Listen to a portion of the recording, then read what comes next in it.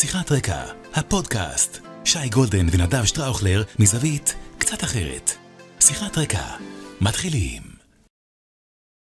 זה קורה? זה קורה, שיחת רקע, פרק מספר 101. הגעת ומצאת, בסוף תאמין. איי, שייקה, מתוק שלי, נשמה. מה קורה, כפרה עליך? זה too much. כל האירוע הוא too much. לא, גם תקשיב, יש, ואני אומר לך, לא עובר, אני לא אגיד יום, אבל 3 פעמים בשבוע, מישהו ישאל אותי, מישהו יכתוב לי, מישהו יעצור אותי, מישהו יגיד לי, מה איתך, מה קורה? איפה זה, מה קורה? והאמת היא שפשוט אנחנו בתוך המציאות. אני אומר לאנשים, נדב נותן לעם ישראל את כל כוחו ואת כל ליבו. אני בן אדם זה כן. עם ישראל חי בכל מקרה, ואנחנו מנסים, אבל אחי, צריכים להיכנס לאירוע הזה. כן, לא כל כך הוא באירוע. בוא נתחיל לזה שאנחנו באירוע. והננו כאן, בישראל היום. שידור חי. ישיר. בהחלט. בפייסבוק וביוטיוב. ואחר כך יעלה בספוטיפיי ובגוגל פודקאסט ובאפל פודקאסט. ובכל הפלטפורמות של ישראל היום. כולל בטיקטוק אפילו. אתה ידעת את זה? יש טיקטוק. ידעת שאתה אפילו בטיקטוק? טיקטוק חזק לישראל היום יש. דניאל שפע מנהל את האירוע. קדימה, תן. דניאל שפע שהיום פרגנתי ובאתי. באת בירוק, אני רואה את דויטשלנד וזה, תכף נדבר מה זה ה-13 דויטשלנד הזה. דניאל שפע אחד והיחיד, נטע סימאי אחד והיחיד, נטע פלודרמן שלנו, שנדעתי קצת בבית חולה קצת. אנחנו אוהבים אותה גם מכאן. אסף קשר שאומנם לא איתנו, אבל תמיד מונח על לוח ליבנו. אוהבים אותה, אהבה גדולה, אורי דגון, ומספר אחד, נאמבר 1, מעל הכל, מי? רק אחד. רן אשל. The one, only, the best of the best of the best of the best, הזרוע, הצלע השלישית במשולש שלנו, האדם שבלעדיו לא היה ממילא נולד שיחת רקע, לא היה משודר, לא היה מתרחש, לא היה כלום, אז הנה. הנה זה קורה. אנחנו פה, פרק 101, כבר מתחילים להצטרף לנו צופות וצופים, מאזינות ומאזינים. הנה, אני מקבל פה פינגים והודעות ועניינים. אז קודם כל נגיד, אנחנו כאן, ברוך השם. שייקה, מה שלומך, מתוק? אני, ברוך השם. תספר קצת. אתה יודע איך אומרים, בנסיבות הקיימות. שני ילדים בצבא, כל אחד נותן לעם ישראל את מה שהוא יכול לתת. אני... שמע, אתה תמשיך לדבר, אני אסגור את הדלת, כי יש לי פה רעש ברקע. נסגור. אתה יותר קרוב לדלת? נסגור, קרוב. רגע, ספר לנו על פרק החולצות, וזה... אוקיי, בסדר, אז נתחיל כמתוכנן עם פרק החולצות. אז אני היום... תראה, אני בכלל, מרגע שהתחילה המלחמה, אני חייב להודות ביושר. אתה מחפש? הוצאתי חולצות. אוהדי ישראל, גם אני. הוצאתי חולצות. אחי, נזרקתי חולצה של שחקן סלטיקס, אחי. אוקיי, אז הוצאתי חולצות, ולעומתם הכנסתי חולצות חדשות. יפה אמרת. מרגשות לא פחות. עם מי שזוכר בפרק קודם, באתי עם קריסטל פלאס. קריסטל פלאס, כמובן. הראשונים שתמכו בישראל בליגה האנגלית, לא ליברפול, לא יונייטד. מקסימים. הראשונים. והיום אני עם חולצת... נבחרת גרמניה. רטרו, שנבחרת גרמניה עשו 72 ב-2012, זו חולצה מ-2012. עשיתי סקאוטינג על זה, למרות שאני לא לובש יותר מדי ירוק. מי זה, קלוזה או בירוף? לא, אז זה 13, שים לב, אתה מכיר ואוהב אפילו, הייתי אומר. הגדול. מולר. אחד הסקוררים הגדולים בתולדות, אגב, 2 הסקוררים הכי גדולים בתולדות הנבחרת, זה מילרים. עכשיו, אנשים לא יודעים, אבל הבן אדם הזה, מעבר אני חושב שהוא פרנצ'ייז פלייר, כאילו אתה מדבר על פרנצ'ייז פליירס, הוא ממש פרנצ'ייז פלייר.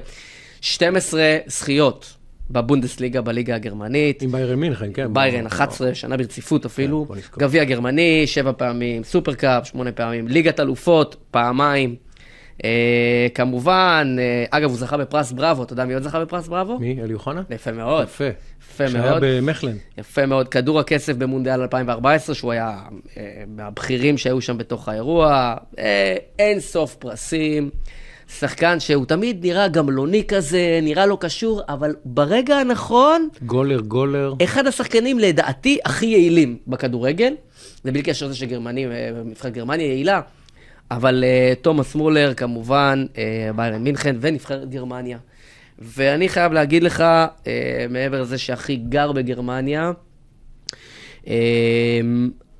הגרמנים במלחמה הזאת, זה באמת אירוע בקנה מידה היסטורי. התגלו כבעלי ברית אולי הטובים ביותר, חוץ מארצות הברית שיש לנו. וזה מדהים לראות את זה, ואתה אומר, אם העולם, או עוד מדינות, היו בטח אימפריות, אני לא מדבר על מדינות שוליות, היו מביעות את אותן עמדות, ואת אותן אמירות, שגרמניה מביעה בתוך המלחמה הזאת, מצבנו היה טוב יותר. אתה רואה מה קורה בבילד הגרמני, במקומות המרכזיים בגרמניה, אתה רואה איך הממשל הגרמני מדבר. ממש. הם היו פה מהראשונים לדעתי, ואפילו הקנצלר לדעתי אפילו ספג, היה, אם אני זוכר תמונה שלו, משתטח על הרצפה בנתב"ג, לפני שהוא חזרה. אז אני... הצטרפו לתביעה בהאג לטובתנו, נכון. כי הם לא יכולים להיות צד לזה. זה עניין של סולידריות. כמובן. ובאמת אתה רואה מה שקורה בגרמניה היום. מדהים. וזה בהחלט נותן... והאצטדיונים, כל אצטדיון שני... זה מה שקורה בכדורגל הגרמני. תמונות של חטופים. מדהים. תראה מה היה לנו בטורקיה, עזוב. ותראה מה קורה לנו בגרמניה. עזוב. אז מדהים. אז אני היום, כאקט של סולידריות מהצד שלי לצד השני, לגרמניה, אז אני היום עם דויטשלנד ועם מולר, חולצת רטרו מ-72 שהם החזירו אותה ב-2012, אז אני היום עם מולר. פשוט לכבודו. לכבוד גרמניה, ואני חושב שלכבוד השחקן הזה, שאני מאוד מאוד מעריך אותו, שחקן גדול. הוא כמו היה, אתה זוכר את אינזאגי? אני קראתי לו כל השנים אוכל הנבלות. פיפו. אוכל נבלות.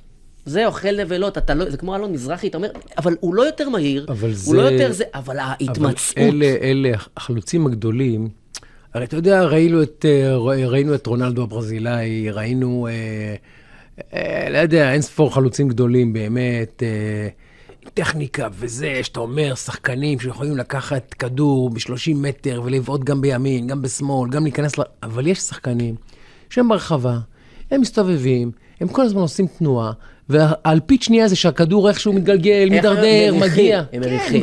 פשוט ככה. זה חוש ריח. פשוט גולר. זה חוש ריח. הוא יודע, מדברים על מריח שערים. ממש. אלון מזרחי, שהיה מריח שערים. ממש. מולר בעיניי אחד השחקנים הכי אפקטיביים. אגב, גם קלוזה, מילוסלב קלוזה היה באותו סגנון.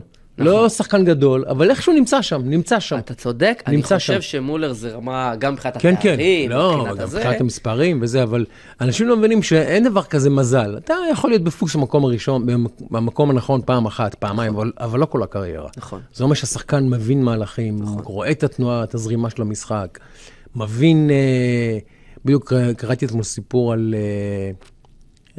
זה תומאס סיפר על דניס רודמן, שהוא היה יושב באימונים שעה מהצד, ופשוט מסתכל על שחקנים איך הם זורקים, והיה רואה כמה פעמים הכדור שלהם היה מסתובב באוויר, ולומד מכך אם הכדור פוגע בחישוק החיצוני או הפנימי, הוא רוצה לדעת כל פרט וכל מידע. אז גם אחד כזה כמו מילר, הוא יודע בדיוק. כן. בשנייה הוא אומר, זה השחקן הזה רגל שמאל שלו חלשה, הוא נכנס פחות טוב באלכסון, הכל הוא יודע, הכל שחקן. נראה אקראי, אבל זה לא אקראי. הוא יודע להיכנס ב3 סנטימטרים שפנויים, זה שחקן באמת גדול גם, אתה יודע, היה לו ראש, היה לו 2 רגליים וזה, והוא גם היה ווינר גם, ידע תמיד לתת את הגול שזה... הוא עדיין אגב חלק מהקבוצה. זה היה חשוב. כמה 36? הוא כבר לא ילד. 6-7. בטח. אז הוא יליד 89. כן, 35. כן, הוא עדיין חלק פעיל וכו'. אז אני היום מפרגן למולר, מפרגן לגרמניה. אתמול היו 2 משחקי חצי הגמר. נכון. מה נגמר? דיברנו לפני. משחקי הגמר האזוריים יותר נכון, ה-AFC וה-NFC. כן. ב-AFC, אתה יודע מה, אני אתחיל ב-NFC. NFC, 2 קבוצות. תסביר את הספורט הזה שאתה קורא לו, שאתה מדבר עליו. פוטבול אמריקאי כמובן. אני עוקב אחרי זה באגרסיביות ובאינטנסיביות. כן. ואתמול היו הליגה מחולקת לשתי חטיבות. AFC ו-NFC, הליגה האמריקאית כאילו, והליגה הלאומית, ה-National Football וכו'. ואתמול היו 2 משחקי חצי גמר, שהמנצחת בכל משחק היא חלופת החטיבה ומגיעה לסופרבול.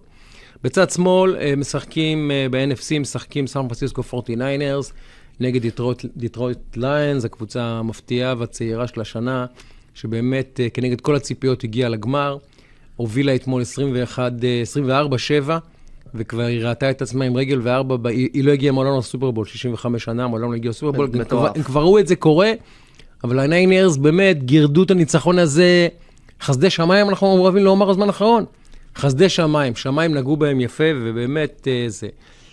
ממול, בולטימור רייבנס עם למר ג'קסון שיחקו כל העונת הפוטבול הכי טוב.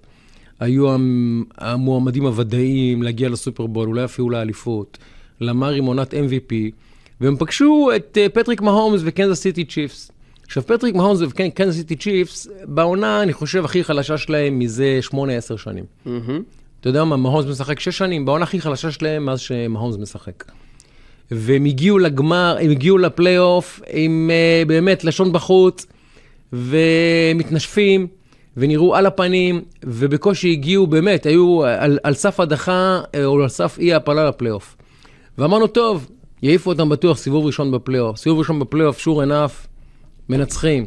אמרנו, טוב, נו, סיבוב שני, פגשו את בפלו, בבפלו, קבוצה אדירה, sure enough, מנצחים. אמרנו, טוב, הגיעו לבולטימור, בבולטימור, די. פה ייגמר הסוס. יש גבול לכל תעלול, אבל תקשיב, יש שחקנים, אגב מילר. פטריק מהומס הזה. שאני חושב שזה מהונס, אבל זה מהומס. מהומס. עם מם. 6 עונות הוא משחק פוטבול, ב4 הוא לקח את הקבוצה שלו לסופרבול. מטורף. עכשיו, צריכים להבין את הספורט האמריקאי ופוטבול, להבין כמה הליגה הזאת תחרותית. הוא כבר היום, הוא בן 27, בוודאות אחד מ5 הקווטרבקים הגדולים בכל הזמנים. הוא בן 27. ואתמול גם פשוט, סליחה על הצרפתית שלי, הוציא מהישבן שלו את הניצחון הזה. מדהים. פשוט לא יאמן. קבוצה שנראתה על הפנים, וכל הכלים התקפיים שלו, אחד פצוע, אחד הם נתנו אותו למיימי בתחילת העונה, כי לא היה להם כוח שלם לו, ולא היה להם כסף שלם לו. באמת, לא היה לו אף שחקן, הוא פשוט לבד לקח את הקבוצה על הגב. אבל אני אספר, הבאתי חולצה אחרת, אמנם של קנזס סיטי.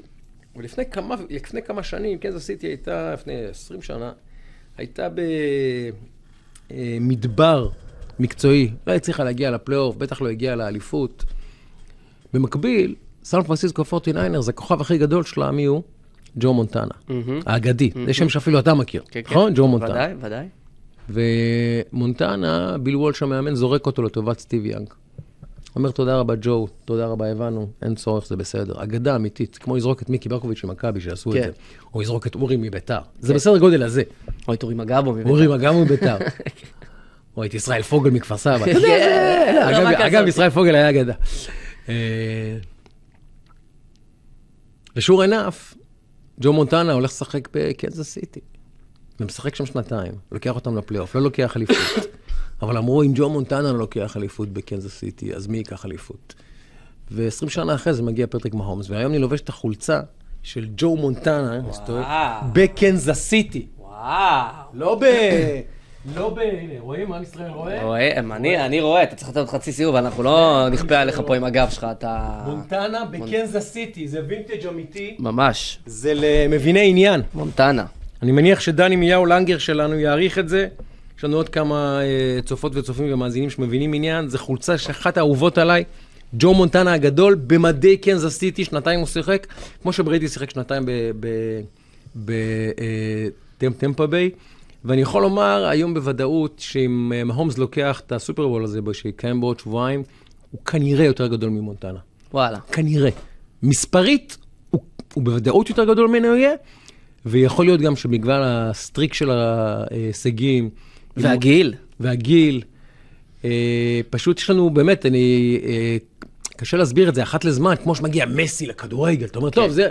אתה אומר לעצמך, עכשיו אני צריך 15 שנה להתרכז, כי אני לא הולך לראות אותו דבר כזה ב-40 שנה הקרובות.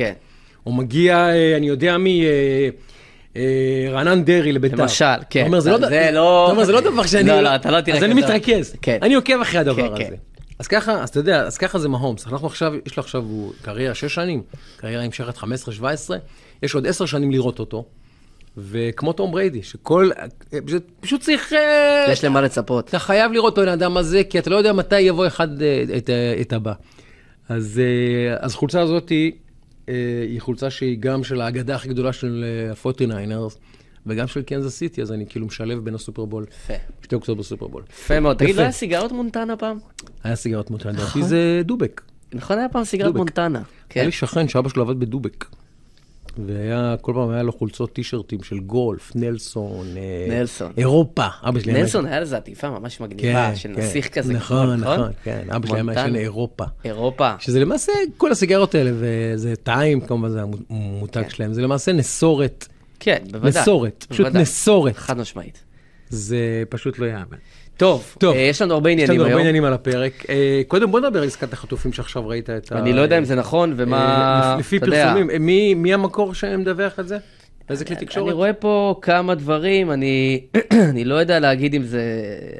הנה, אני רואה עכשיו גם מדווח פה 1.5 חודש הפוגה, ושחרור אלפי מחבלים תמורת עשרות חטופים. מה שידוע על העסקה עד כה. כמה זה עשרות חטופים? כמה חיילים? כמה זה... אני לא יודע להגיד לך מה זה, מדברים על 35 חטופים, מה שאני מבין, 45 יום הפוגה, ושחרור של 4,000-5,000 מחבלים. זה הכל 35 חטופים? שיש להם עוד 136 שם? מתוכם אנחנו לא יודעים כמה חיים וכמה מתים? נכון. זאת אומרת שאנחנו נשארים שם עם עוד 100 בסימן שאלה, שאנחנו לא יודעים מי הם ומה הם. אני מעריך שהם חיילים מרביתם.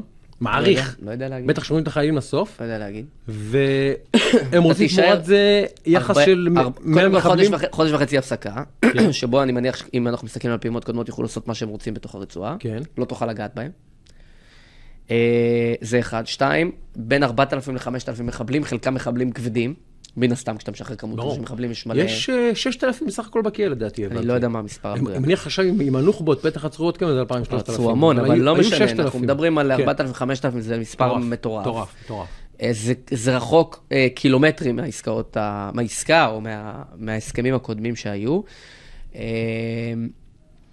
אני לא יודע איך מעבירים דבר כזה בציבור הישראלי היום, שאתה מצד אחד אומר, לא שאני חלילה, אנחנו עוד מעט נדבר גם על עוד דברים בהקשרים של החטופים, לא שאני חלילה כל אדם, אתה יודע, אבל אתה משאיר אצלהם עוד 100 איש במצבי צפירה שאנחנו לא מבינים אותם כרגע, אני גם לא יודע אם ה-35 שתקבל באיזה מצב צפירה, אבל אתה משאיר אצלהם 100 איש, אתה משאיר 5,000 איש, ואתה מייצר הפוגה של תקופה ארוכה, ועוד דברים הומניטריים. ואתה נותן לו הישג מול הציבור שלו, לסנואר, שבו הוא אומר שחררתי 5,000 אנשים שלי. נכון.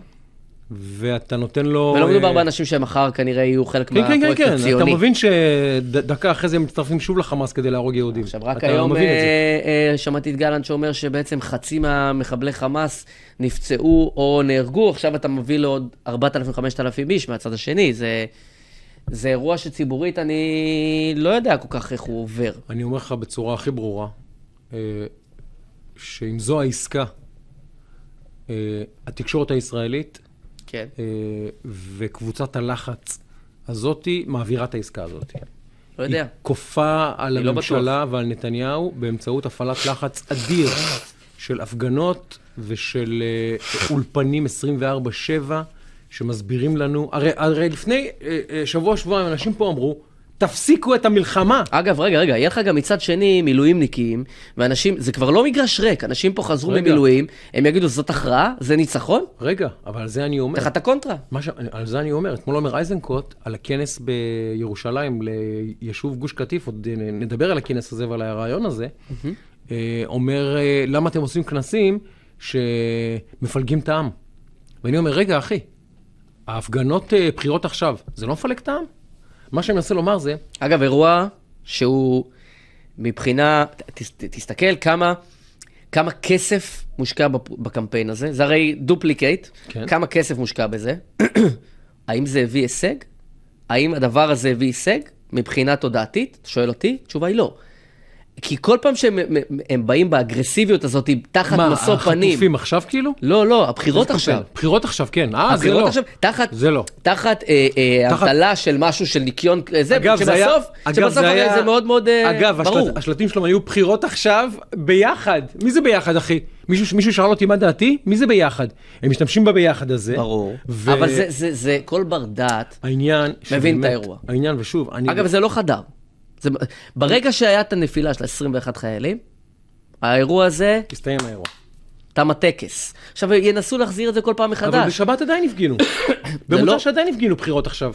סבבה, רק תשים לב שנייה אחת על מי האוכלוסייה, תשים לב שאפילו המשפחות החטופים מתנערות מדברים מסוימים, חסמו איזה כביש, ואז יצא אפילו ממטה החטופים. יצא, אנחנו מתנערים מזה, זה לא קשור אלינו. באחת הפעמים, לא זוכר אם זה השבת הזאת, שבת שלפני כן. אני חושב שהתקשורת בישראל עם גורמים אחרים עשו יד אחת להפוך את החטופים לסיפור המרכזי של המלחמה הזאת. עכשיו, אני לא אומר שהסיפור של החטופים הוא לא סיפור שהוא מטלטל בחשיבותו. חד משמעית. דרמטי והיסטורי, והדרך שבה הוא יסתיים ישפיע הרבה מאוד על עתידה של ישראל ועל אופייה של המדינה הזאת שנים צפונה. נכון. לא כופר ברעיון הזה בכלל, ואני מסכים גם, וגם יצא לי לפגוש ולראיין משפחות חטופים, ולא שהלב יוצא אליהם, אלא הלב פשוט נמס. כן. בכניעה ובקבלה של כל מה שהם אומרים. Having said all that, יש לנו מלחמה היסטורית שנכפתה עלינו, שאם אנחנו לא מנצחים אותה בצורה שהיא ברורה לעין ומובנת לכולם, אז גם אם יחזור לפה אחרון החטופים, ואני מתפלל לזה בעומק ליבי בלי גרם אחד של ציניות, גם אם יחזור אחרון החטופים, ואנחנו מפסיקים את המלחמה, ומחזירים את המצב בעזה לפחות או יותר מה שהיה קודם, אז הפסדנו הפסד היסטורי, אסטרטגי. אבל אתה צריך להבין... אסטרטגי, הפסד. לא רק הפסד צבאי. הפסד אסטרטגי שמסכן את קיומה של מדינת ישראל. ממש ככה.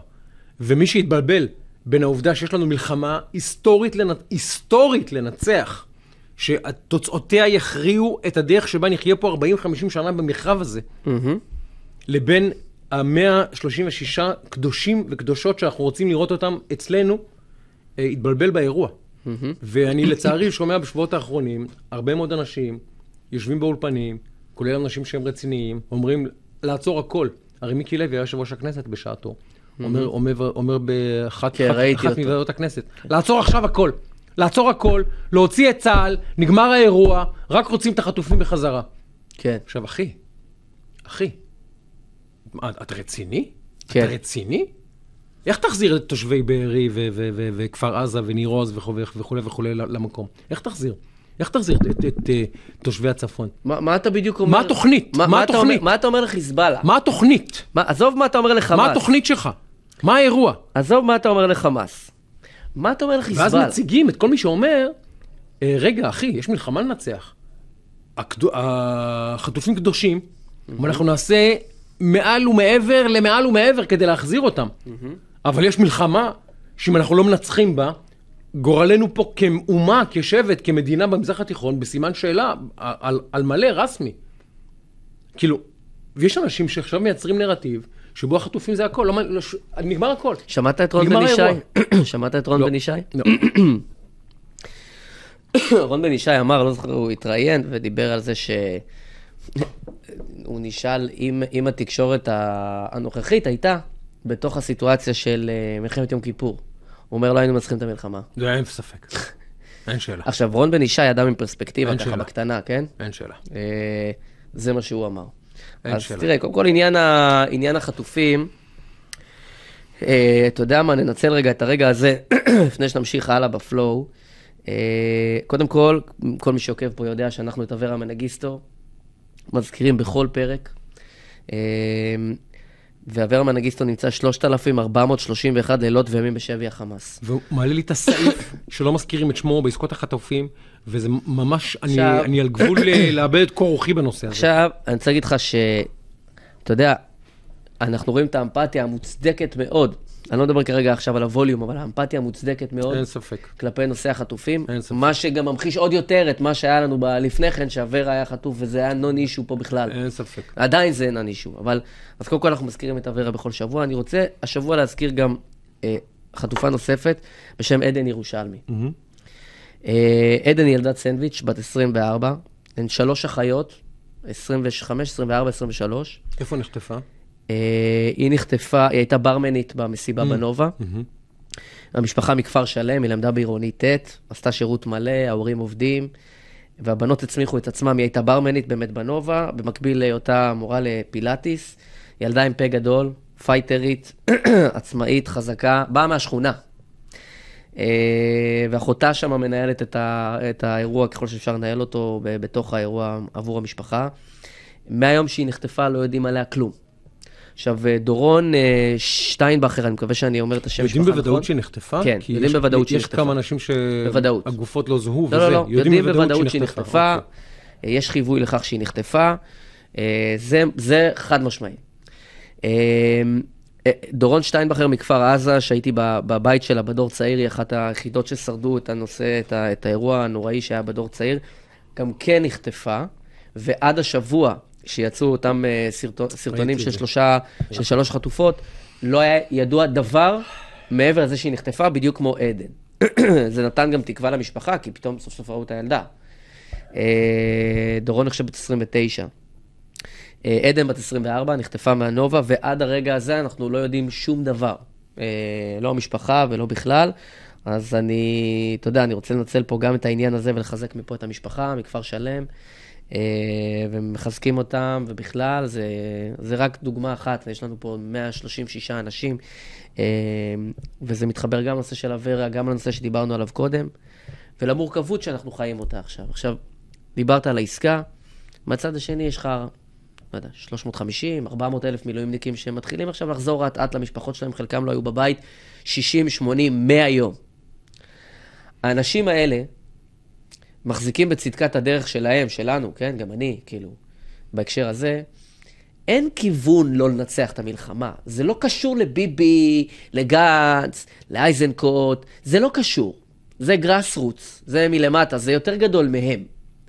אני מקווה שזה לא גדול עליהם, זה בוודאי יותר גדול מהם. אין כיוון שהאירוע הזה לא מסתיים בניצחון. עכשיו, תשאל מה זה ניצחון. ניצחון זה לא כמה הרוגים או לא הרוגים, זה עניין של תחושה, עניין של הטמעה. מה שהיה, אין להשיב. ולצערנו אנחנו יודעים שעוד יהיו נפגעים ופצועים ולא עלינו הרוגים. כי אנחנו במלחמה. צערי הרב. הנה, קיבלנו עוד תזכורת היום, טילים על תל אביב. האירוע לא הסתיים, האירוע לא קרוב להסתיים. And yet, המחויבות להביא הישגים משמעותיים, פעם אחת תודעתית, ומבחינת הניצחון בחשיבות של הדבר הזה, זה לא אומר שכל המחבלים של חמאס יהרגו. אבל הישגים תודעתיים שיגדירו ניצחון דה פקטו, ועסקה כזאת היא לא מקדמת בתודעה הציבורית, בטח לא עבור אותם אנשי מילואים, שעכשיו, רגע, מה אתה עושה חודש וחצי? נכון שהצליחו לעשות פלאג אאוט, פלאג אין בשבוע, 10 ימים, חודש וחצי זה אירוע אחר, אתה גם נמצא באחיזה בשטח אחר, אנחנו בסיטואציה מאוד אחרת, מה שהיה זה מלחמה של האבולוציה, לא בטוח שאפשר לעשות את הפלאג אאוט, פלאג אין הזה, פעם אחת, ופעם שנייה, ברמה התודעתית. עכשיו, מעבר לכל זה, יש פה גם היבט פוליטי, גם היבט מדיני, של היום שאחרי, וגם היבט פוליטי. אני חושב שבהיבט המדיני צריכים להתחיל להתקדם לפתרונות. לא כי זה בא על חשבון הניצחון, לא כי זה בא על חשבון שום דבר אחר. אנחנו לא יכולים לעצום את העיניים, צריך להסתכל רגע מה קורה שם ביום שאחרי. עכשיו, אפשר לעשות שם שלטון צבאי לתקופה, אבל זה לא שיטת עבודה עכשיו ל-20 שנה שיש שם שלטון צבאי, לא רלוונטי. אין לאף אחד עניין בזה, גם לנו לדעתי אין עניין.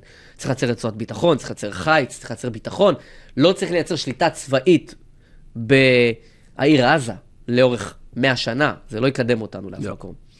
ואז השאלה מה כן? בכל הנתונים שאני ראיתי, הנושא הזה של מדינה פלסטינית, כמו שאנחנו מכירים אותה, שזה בקונוטציה, אוטובוסים מתפוצצים, אוסלו ועוד כל מיני דברים כאלה, קונוטטיבית, זה מה שאנחנו חושבים. וחמאס בדמות אחרת נשאר שם, לא עובר בציבור הישראלי. 70% מתנגדים בכל סקר. לדעתי זה הרבה יותר מזה. מה כן? בעיניי הפתרון הוא שחקנים במרכאות מתונים, שחקנים שיכולים להביא משהו אחר, סעודיה, מרוקו, מדינות אחרות. אבל הם אומרים, רק הסעודים, המרוקאים, גם האמריקאים, רק הפלסטינים יכריעו את גורלם. רק הפלסטינים ינהלו את עתידם. ומבחינתנו, אם זה אבו מאזן, אבו אייזן או אבו זבן, זה אותו דבר. We couldn't care less. אז ישימו לי את מוחמד דחלן, או ישימו לי את ג'יבריל רג'וב, או יוציאו מהכלא את, איך קוראים לו, ברח לי השם שלו, שעכשיו פופולרי לדבר על להוציא אותו מהכלא, הרוצח, ברח לי השם שלו, שהוא יושב על 7... יש מספיק שם. 7 מאסרי עולם, ברגותי. ברגותי, כן. כן, לא משנה את מי. אנחנו נגיד, מעניין אותי אם זה ברגותי, אבו מאזן, או יחיא סנואר? הרי כולם, אנחנו רואים את זה בסקרים שלהם. חד משמעית. כולם היו אומרים לנו, אנחנו רואים ביהודה ושומרון, ששם זה כאילו המתונים, עלק המתונים זה פתח. 80% הזדהות עם מעשה 7 באוקטובר, ו-80% מהם אומרים, אם היה בידינו, היינו עושים אנחנו 7 באוקטובר. ברור, ברור. למתנחלים, ולכפר סבא, ולהוד השרון, ולרמת השרון, ולכל המקומות האלה. עכשיו, זה המתונים. אז אותי, אני מניח שאת הציבור, I couldn't care less. לא רוצה לראות שם שלטון פלסטיני. מצד שני, העולם אומר לך, ידידי, הפלסטינים יכריעו את גורלם. אתה צריך לשים סוף לאירוע הפלסטיני. זה יכול להיות גם אירוע הדרגתי, ויכול להיות לך שילוב של מדינות מתונות, ואתה צריך לעשות שם דנציפיקציה לתפיסה, זה דברים שלוקחים הרבה זמן. אגב, לשכת ראש הממשלה מוציאה עכשיו שהדיווחים על עסקה אינם נכונים וכוללים התנאים שלא מקובלים על ישראל. אפרופו מה שאמרתי, שאני לא רואה את זה, מתקשה לראות את זה עובר. אז קודם כל יש פה עניין זה, ובנוסף יש עניין פוליטי. אני אשאל אותך, האם לדעתך ב-2024 יהיו בחירות? כן. אני לדעתי, עד פסח יהיה לנו תאריך לבחירות. אז אני מחזיק בעמדתך, לא בכך לגבי התאריך, כי...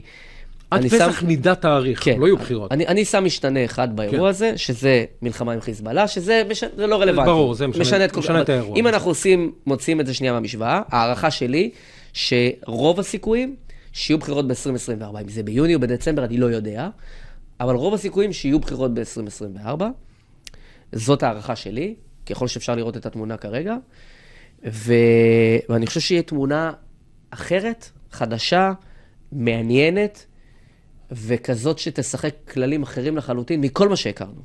מערכת הבחירות, הנבחרים, כללי המשחק, והיום שאחרי, בהיבט של הפוליטיקה הישראלית. חלוקת מה שמכונה הגושים, הכל השתנה. כל המתמטיקות לפח, הכל. אני חושב שיהיה פה גם מספר C של חברי כנסת חדשים. אין ספק. ואני אגיד לך יותר מזה. אגב, זה מתכתב עם מה שדיברנו עוד בטרם המלחמה, שראש ממשלת ישראל 2030. כי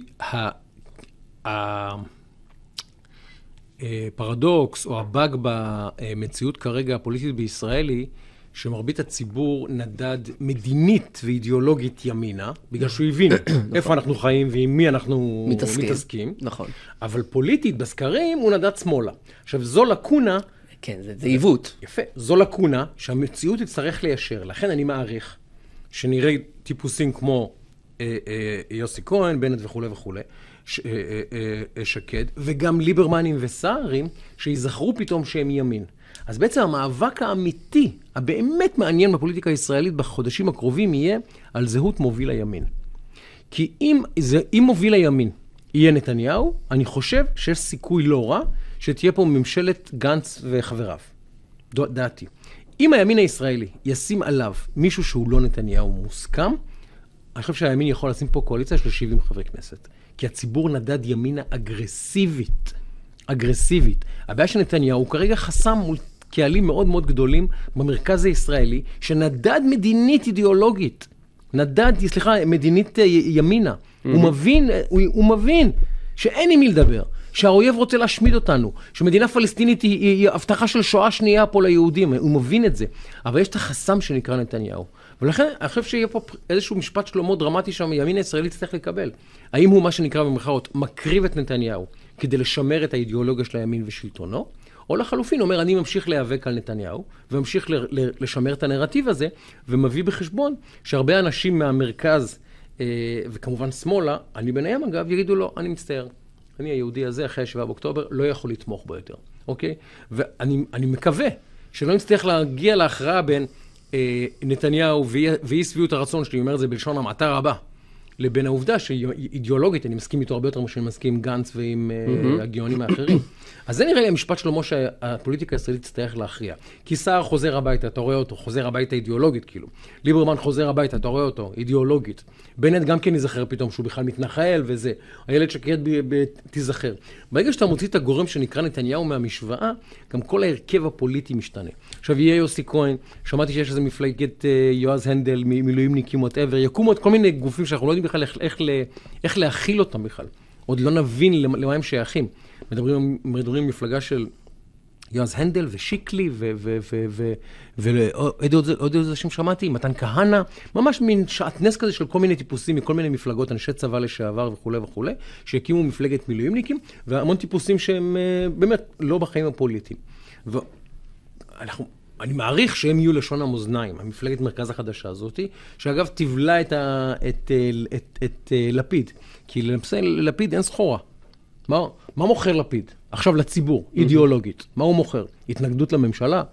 בסדר, אתה מתנגד לממשלה, סבבה. אז מה? אני חושב שהתמה שכאילו שנתת עכשיו, יש בה הרבה מאוד דברים שהתכנסו, אבל יש פה כמה מרכיבים שהם הולכים לשחק את המשחק אחרת. בבקשה, תסביר לי. אחד, נתניהו, קודם כל הוא מתחזק. ראינו את זה. הוא מתחזק והוא עובד נכון, והוא עובד נכון מול הגורמים שלו, וכל פעם מי שתורם לו את התרומה הכי נדיבה זה הצד השני. אתה יודע, השאלות האלה במסיבות עיתונאים, היציאות האלה, זה, אני לא מצליח להבין את זה. כי לא, זה לא יאמן. אתם כל כך הרבה שנים במגרש, אתם עוד לא הפנמתם את הדבר הזה? זה לא יאמן. אבל הוא מתחזק, וכל מי שמספיד את נתניהו, אני מציע לא למהר עם הדבר הזה. זה אחד. שתיים, אני לגבי רוב השמות שאמרת, נפתלי, יוסי וכו', אני לא בטוח שבשלב הזה אני חוזה להם איזה עתיד ורוד בפוליטיקה הישראלית. חלק בגלל משקעי העבר, חלק בגלל יכול להיות חוסר ניסיון לגבי העתיד. זה שאתה מעולה במגרש אחד לא אומר שאתה מעולה במגרש שני. זה שאתה שחקן כדורגל פגז לא אומר שאתה טוב בכדורגל חופים. אתה תשחק כדורגל חופים, אתה כנראה תשבור רגל. כי כללי המשחק משתנים. אנשים צריכים להיות אדפטיביים. נתניהו אלוף העולם באדפטיביות. ולכן לא הייתי מוריד אותו כל כך מהר מהמגרש, כי מחר אם הוא יצטרך לשחק טניס, הוא יהיה שחקן טניס, ומחרתיים פינג פונג, הוא ידע לשחק גם פינג פונג. זה היכולת שלו. מה ששלו, מה שנקרא. בתוך העניין הזה אני חושב שהסיפור יהיה השחקנים החדשים מול השחקנים המסורתיים. כל האנשים שדיברת עליהם, גדעון וכו', אגב, גדעון בפני עצמו פוליטיקאי מאוד מאוד מאוד מאוד ממולח, מהטובים, מהמתוחכמים שיש. ליגת העל. גם ליברמן. אבל עדיין הסיפור הוא יהיה סדר גודל של 20 מנדטים, שחונים בנקודה מסוימת שבין מימין ליאיר לפיד ועד הליכוד, אפילו ימינה מהליכוד, שלא יצביעו לאף אחת מהמפלגות האלה. לדעתי בין 20 ל-30 מנדטים. זה המון. זה מיליון איש בקצה האירוע. והאנשים האלה, אני חושב שכשיגיעו לרגע האמת, הם לא יצביעו לאף אחת מהמפלגות הקיימות, והם גם לא ינערו כל כך מהר כלפי השחקנים המוכרים. הם יחפשו שחקנים חדשים. זה שינוי שפוגש את הגמלאים, שפוגש את פייגלין לפני המכות על הרגליים, שפוגש את המציאות של 2024. לכן אמרתי, שם קוד מפלגת מילואימניקים כזאת. אני לא יודע לגבי המילואימניקים, אני חושב שמילואימניקים זה סנטימנט, זה לא מספיק כסטנד אלון.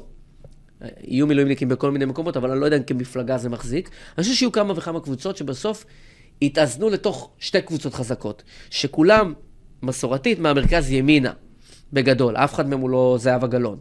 ומשמאל יהיה לך קבוצה של אחים לנשק 2.0, שכמו שאהוד ברק אמר, וזה פשוט פרייסלס, כאילו הייתי פותח כל יום את הבוקר טוב, עם הקטע של אהוד ברק בפורום 555, שהוא אומר, אנחנו נצטרך לארגן את השורות מחדש, שקמה, ברסלר. יצטרכו ללכת. אתה יודע מה? זה ההגדרה המילונית. זה האיש. של אידיוטים שימושיים. זה האיש. זה ההגדרה המילונית. גם זה האיש. הוא משתמש, חולב אותך, ואומר לך תודה רבה. וזהו, אבל עכשיו, יש קטעים שאתה אומר, אני חושב ככה, אני מנתח ככה.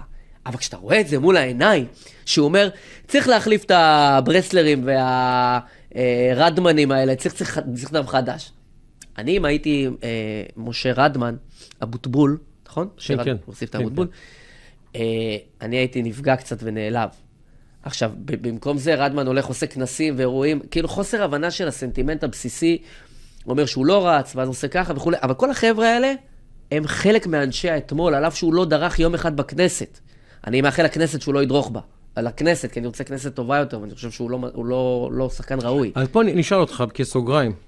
אבל בסוף, רק במשפט, בסוף, המשחק הוא ייצבע שחקנים חדשים, שחקנים ישנים, מסורתיים, אחרים, שכבר הם היו במגרש, ואהוד ברק מבין את זה, והוא אומר להם, הוא אומר את זה לפורום 5, צריך להזיז אותם הצידה. הוא אומר, אני מסכים איתו עכשיו 100%, אני רוצה אבל אולי להיעזר בך כנסות לדייק אותו יותר טוב.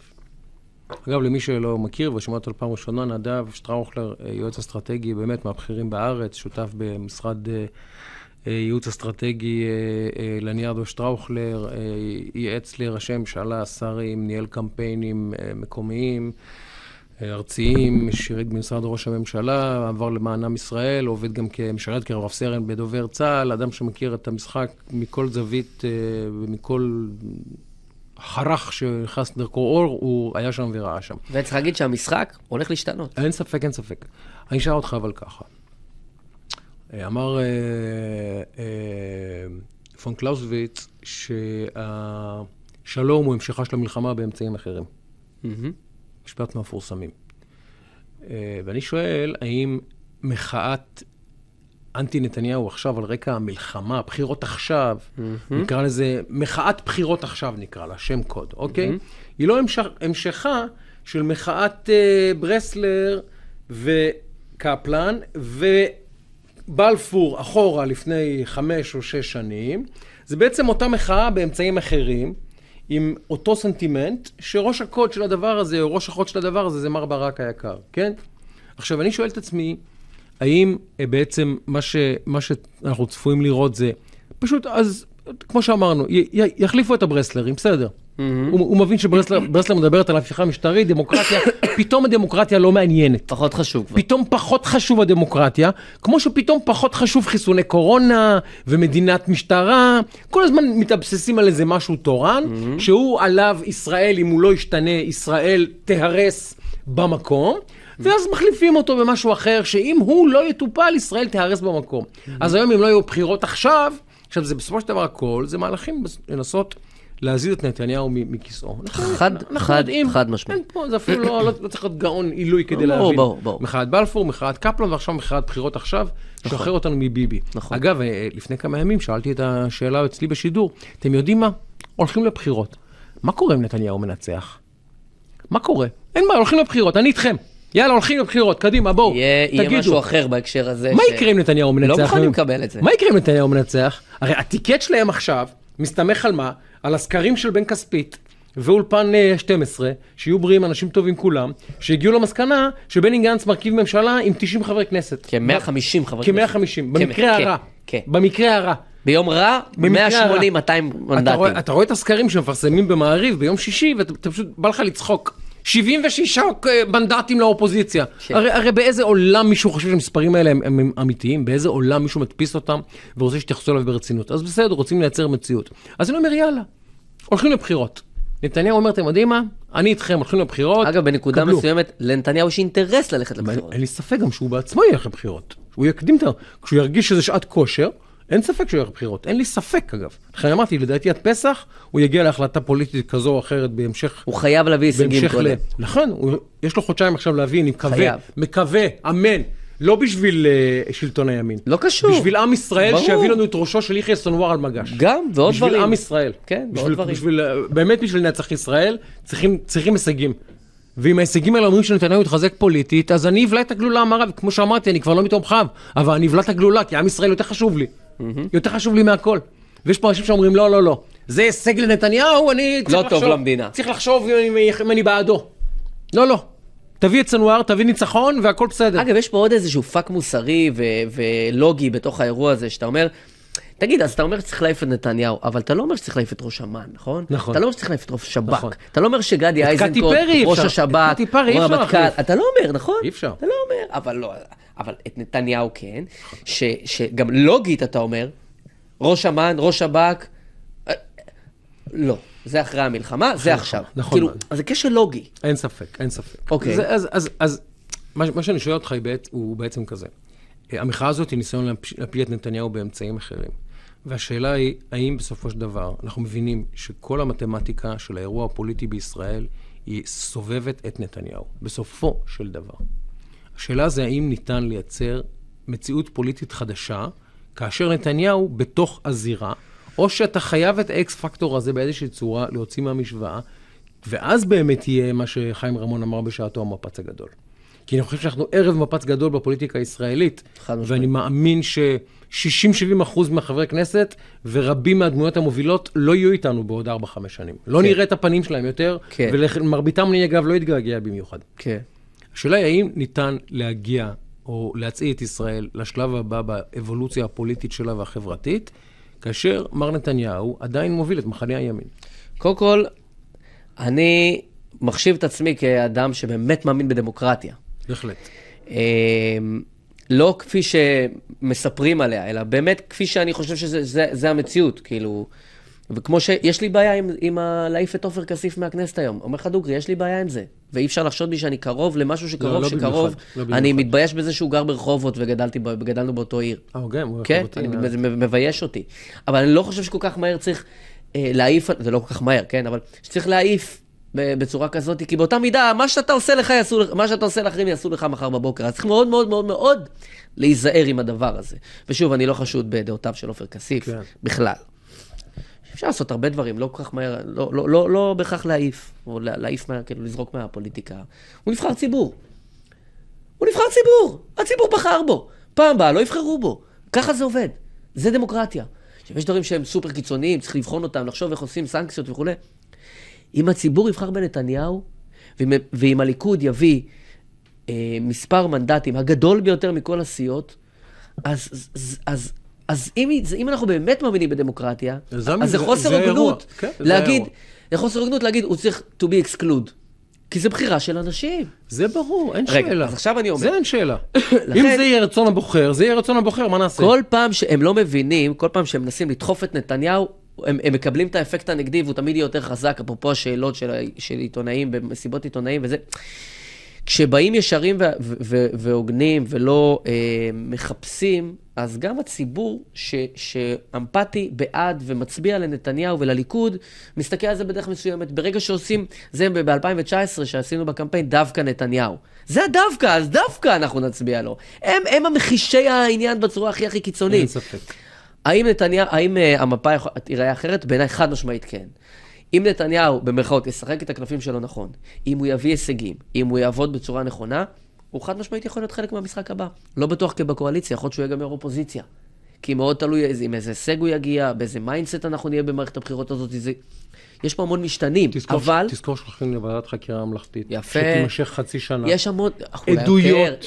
עדויות, מסמכים, הדלפות. אתה חושב שהאירוע הזה ייטיב, נגיד, עם מישהו כמו גדי איזנקוט? אני לא חושב שהוא ייטיב עם אף אחד.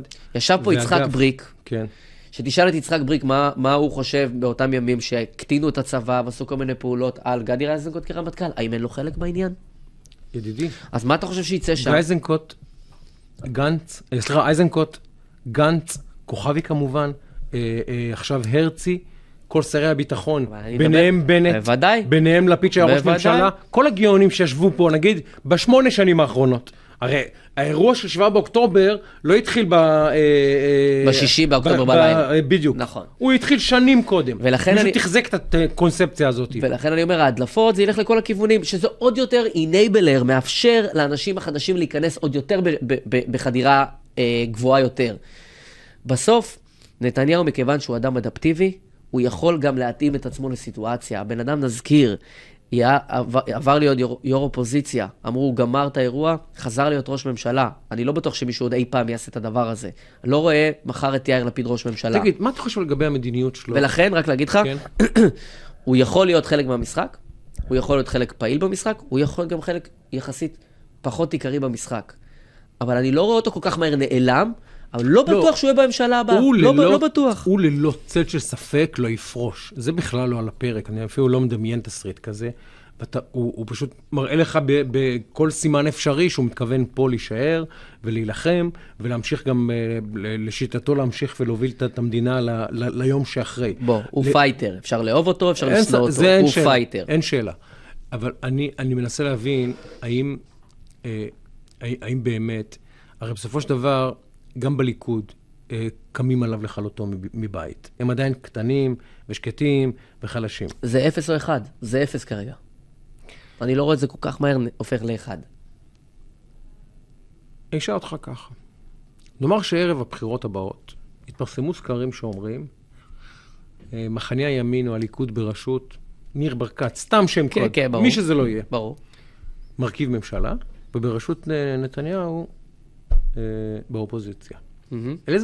איך אתה חושב הסנטימנט הימני, לפי הבנתך אותו, יצביע? קודם כל יש כללים. יש כללים. בליכוד, מפלגה דמוקרטית. יש פריימריז. כן.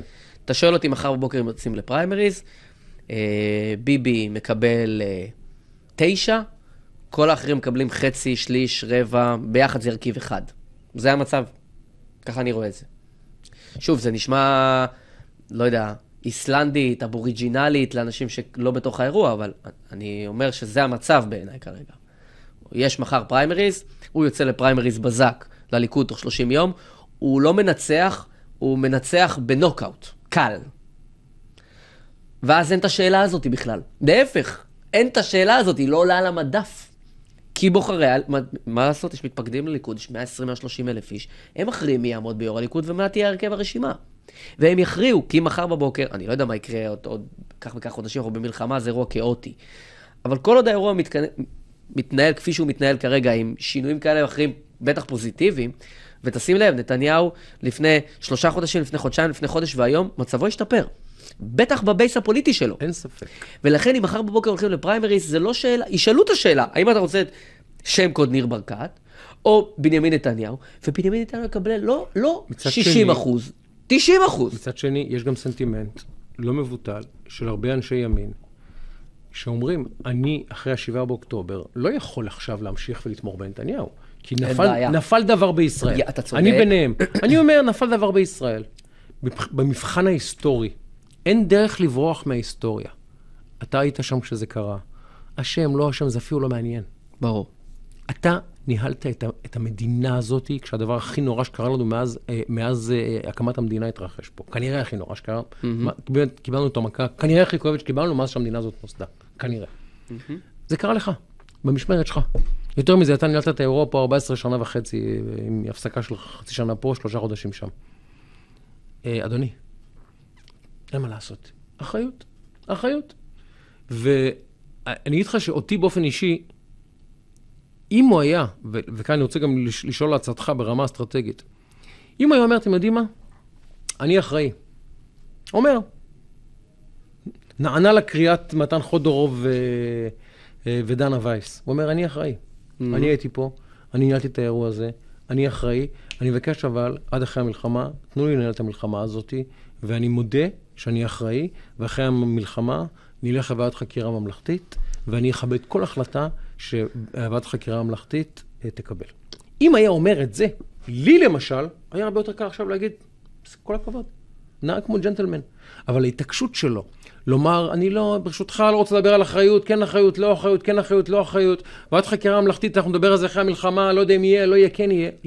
לי זה מריח כמו, אחי, חלק מהמנהיגות הוא לא רק לשרוד, הוא גם להראות מנהיגות. וחלק מהאחריות של מנהיג הוא לומר, אני הייתי שמה, אני ניהלתי, האסון הזה היה במשמרת שלי, ואני מקבל עליי את האחריות, ואני עכשיו רוצה שהציבור יכריע, אם האחריות שלי דינה שאני יוצא מהחיים הפוליטיים, או האחריות שלי היא דבר שבאמת אני צריך לשאת כאות קין על גבי כל חיי, אבל אני אבקש מהציבור הזדמנות לתקן את הנזק שעשיתי. העובדה שהוא לא אומר את זה, לדעתך, אתה חושב שהיא מועילה לא פוליטית, או מוזיקה לא פוליטית? אני מבין שהוא מפחד מוועדת חקירה, והוא לא רוצה לומר שום משפט עכשיו, שיצטטו אותו אחר כך בוועדת חקירה, או באיזה מסמך כזה או אחר שמישהו יכין. מבין את זה. אבל אני חושב שברמה הלאומית, ההנהגתית, היסטורית, הוא חייב לומר את זה. הוא חייב לומר, זה שלי, ואני מודה שזה שלי, ואני מבקש מכם לחכות אחרי המלחמה, נעשה ועדת חקירה ממלכתית, כל מה שתחליט ועדת חקירה, אני מבטיח לכם, אני אקבל. אם היה אומר את זה, לכולנו היה יותר קל, אני חושב. לי היה יותר קל. אחד, בעיניי, התנהלותית, הוא היה צריך להרוג את זה הרבה יותר מוקדם. עץ נופל ביער, זה האחריות שלי. בסדר? הוא היה צריך להרוג את זה הרבה יותר מוקדם, לפני שזה היה אישו כזה גדול. האם זה היה מוריד ממנו את אותם אנשים שאנחנו דיברנו עליהם לפני 1.5 דקות? חד משמעית לא, להפך, זה היה נותן להם עוד בוסט. למה הוא חייב ללכת מחר בבוקר? בסדר? כאילו, כך או אחרת, זה לא היה משנה דעתם. מעבר לזה, יכול להיות שתהיה נקודה שהוא יגיד את זה בדרך כזאת ובדרך אחרת, וחלק מהאנשים זה יפייס אותם, וחלק לא. עכשיו, יכול להיות שהוא איבד, בוודאות, הוא איבד חלק מהאנשים. חלק מהאנשים הוא איבד הרבה פעמים וידע להחזיר אותם. נתניהו בבחירות מספר 3, נדמה לי זה היה הקמפיין השלישי, אמר, אני ניצחתי את הקורונה. וזה נכון, מנהיגים מכל העולם באו לפה. אי אפשר, זה היה, אמנם מרגיש לנו כמו לפני 400 שנה, אבל זה קרה, אנחנו מכירים בזה. מנהיגים מכל העולם באו לפה לראות. ובאמת, הוא ניצח את הקורונה, בגלל שהוא היה פרנואידי ברמות הכי קיצוניות על האירוע הזה, וטרלל את בורלה, וטרלל את כל העולם. ישראל הייתה אי ירוק בתוך עולם אדום. זה קרה, נכון? באמת. אנשים לא מצביעים על מה היה. אנשים מצביעים על מה יהיה. ניצחת את הקורונה? תודה רבה לך, תודה, שלום, תודה על מה שעשית, להתראות. התמה שלו תהיה לא מה היה, גם, אבל מה יהיה? מי יכריע מה יהיה פה? ואתה בסוף תצטרך להחליט, האם שם קוד, אני לא אומר שזה הנרטיב, אני לא אומר שזה הקמפיין, whatever, 2 מדינות לשני עמים, שבני גנץ עד עכשיו לכאורה לא מוכן באף צורה להגיד, אני נגד זה. להתנער חד משמעית מזה. כמו שאתה אמרת, הוא לא מוכן להתנער מזה, אז לכאורה אנחנו יכולים להסיק בני גנץ פתוח לאפשרות. מי קנה לאמריקאים, מי ילך לפי 2 מדינות לשני עמים, מי יפנה התיישבויות, ואין ספק שזה יהיה הקמפיין גם. אוקיי, רגע. אין ספק גם שזה יהיה הקמפיין. השאלה היא, עבר עתיד. הוא התגאה על העבר, ניצחתי את הקורונה, הוא הפסיד בבחירות. הוא עכשיו מסתכל קדימה על אוסלו ועל 2 מדינות, ועל מה יהיה עם עזה, ומי יעמוד מול האמריקאים, ואז אתה תקבל החלטה. אני כועס עליו, ויכול להיות שאני אצביע לו, יכול להיות גם שלא. אני יודע מה אני הולך לקבל. ואנשים על אף שיהיו מוכנים, יותר מאי פעם, לקבל שינויים, עדיין אוהבים להחזיק בהצבעה מסורתית. אז אותם 36 מנדטים כפוטנציאל, יכול להיות שהוא יאבד 40% מהם. עדיין הרבה מאוד אנשים יצביעו לו, כי הם מסתכלים קדימה והם מעדיפים להישמר את המסורתית, ויכול להיות גם שהם ימחלו לו, ויכול להיות שלא. אבל זה עוד יותר מחדד את העניין, שנכון, אז אתה לא תצביע לו. אז אתה תצביע על מפלגה אחרת. אתה תצביע על מפלגה אחרת, שהיא כנראה לא אחד מהשחקנים שנמצאים מסורתית מהמרכז שמאלה, כנראה. יהיו לך פה הזדמנויות חדשות. עכשיו, חלק מההזדמנויות האלה יכולות להקים איתו קואליציה במידה מסוימת, ויכולות גם שלא. אבל הוא לא כל כך מהר ירד מהבמה, ועדיין הרבה מאוד אנשים יצביעו לו. הוא ביוזמתו לא ירד מהבמה, אין שאלה. אני אפילו לא שם על זה שקל. לירה, אני לא שם על זה. אז הנקודה היא, בקצה, התנהלותית, האם הוא היה צריך להרוג את זה כשהיה יותר קטן? כן. האם זה המוריד ממנו את אותם זה? לא. האם הוא עדיין יכול לעשות רוורס אינג'ינירינג? כן. רק הוא. כל אדם אחר הייתי אומר לך לא, הוא כן. ועדיין הוא במצב הרבה יותר מורכב בגלל מה שיהיה.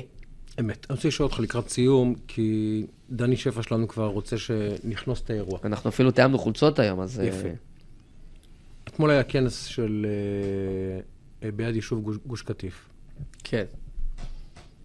אני רוצה לומר 2 דברים. אגב, סליחה, לפני, כי רצינו לדבר על זה ולא נגיע לזה, אפרופו מהלכים, אהרון ברק, אתה יודע, אנשים כאילו זהו, שביבי לקח את אהרון ברק. עכשיו, זה כאילו נמסיס, זה כאילו, נכון? סביב העניין של האג אנחנו מדברים. מה, אנשים לא חשבו שביבי מבין שיהיה עליו כעס בבייס? מה, הוא לא חי פה בפלנטה בן אדם כאילו? היה ברור לו שיהיה כעס עליו בבייס. באנשים שחשוב לו דעתם, היה עליו כעס. הוא בכל זאת עשה את זה. כמו אגב עם הריבונות, הסיפוח, שהוא הלך על זה בכל הכוח, ואז עשה שיפט מטורף להסכמי אברהם. מה, הוא לא ידע שיקסו עליו שם? על זה שמעתי, לא זוכר את מי אומר, הוא הפיל את ברק במלכודת דבש, הווה אומר. אם מנצחים, הוא אומר, תראו איזה גדול אני. שמתי על המגרש את השחקן הכי טוב, גם אם הוא ואני לא באותו צד של המגרש, של המתרס, והוא מפסיד, אתה אומר, זה אהרון ברק. ואגב, אהרון ברק, עם העובדה שהוא לא הצביע נגד כל ההצעות נגד ישראל, ותמך ב2 מהן, בעיניי זה כתם היסטורי עליו. כתם היסטורי. כיהודי, כשהעמו עוברת עכשיו את המתקפה הכי חמורה מאז מלחמת העולם השנייה, אתה לא מתייצב מוסרית. נגיד שמשפטית קיבלת את כל הטענות, הכל בסדר. אני לא, מי אני? למדתי משפטים, אני גרגר לעומת אהרון ברק בידע המשפטי. אבל מוסרית. אתה מבין את גודל השעה, מר ברק? אתה מבין את גודל השעה ההיסטורית שעם ישראל נמצא בה? אתה רואה מה קורה בעולם? אתה יושב שם עכשיו ואומר, אני מנותק, אני עכשיו מקבל הכרעה משפטית לפי אתוס משפטי שאני בינלאומי? אתה לא מגן על עמך? מה, כאילו, להבדיל אלפי הבדלות, אם היה טריבונל בנירנברג, והיו שם נימוקים משפטיים ששכנעו אותך, היית גם מצביע בעד הנאצים? להבדיל. אז איך אתה מסביר את זה? אני לא יודע, אני לא מבין את האיש הזה, אני המום. חייב להיות שאני כבר יומיים המום מהדבר הזה. אני המום שזה קרה. אני המום. אני פשוט המום מהאיש הזה, ואני המום מזה שהתקשורת בישראל לא פשוט מזועזעת כמוני מהדבר הזה, רק בתקשורת הימין. וזה פשוט עבר ליד כולם, כאילו כלום. אז אהרון ברק תמך בשתי הצעות נגד ישראל. מה, אתה רציני? אתה רציני? אתה רציני? גם הוא ניצול שואה, זה חלק מהטיקט שלו, מה שנקרא, claim to fame. אני ניצול שואה. כן. ושוב, מי אני גרגר לעומתו בהישגים, בטח בידע המשפטי. אבל אחי,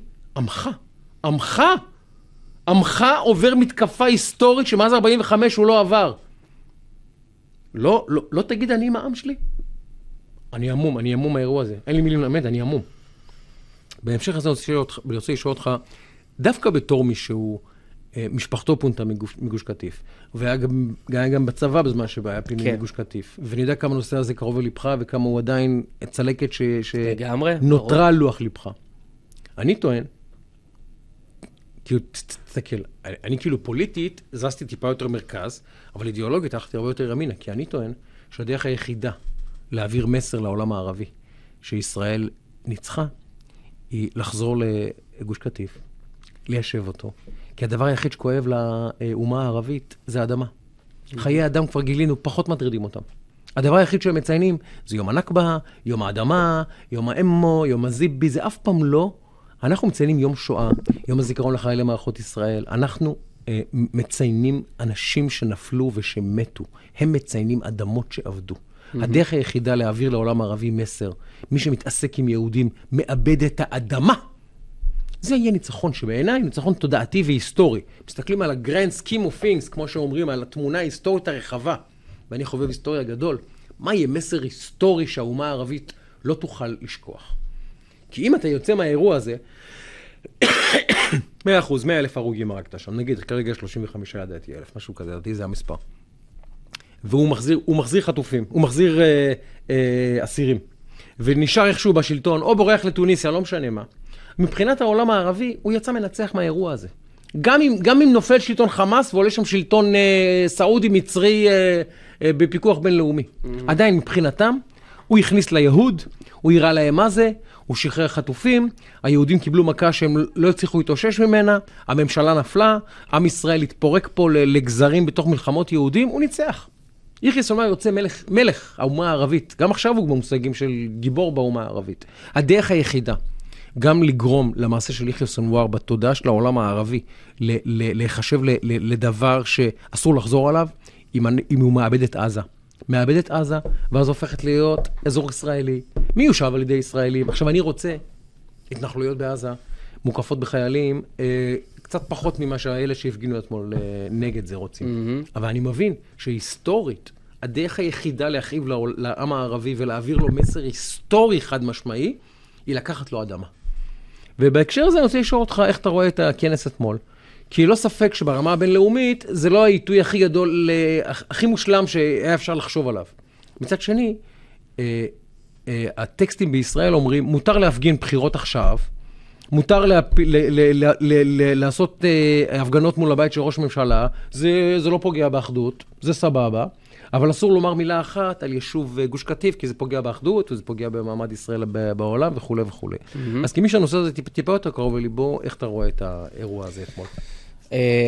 תשמע, אתמול הייתי בקבר של סבתא שלי, 12 שנים בדיוק היא נפטרה, וסבתא שלי, אני יכול להגיד בביסוס גבוה, נפטרה בגלל הגירוש.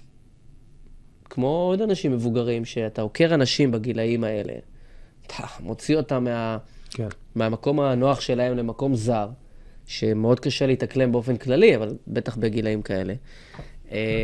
ואני הייתי קצין שם בתוך הדבר הזה. ויש לי הרבה מאוד שעות בתוך מה שקרוי עזה, ביישובי גוש קטיף.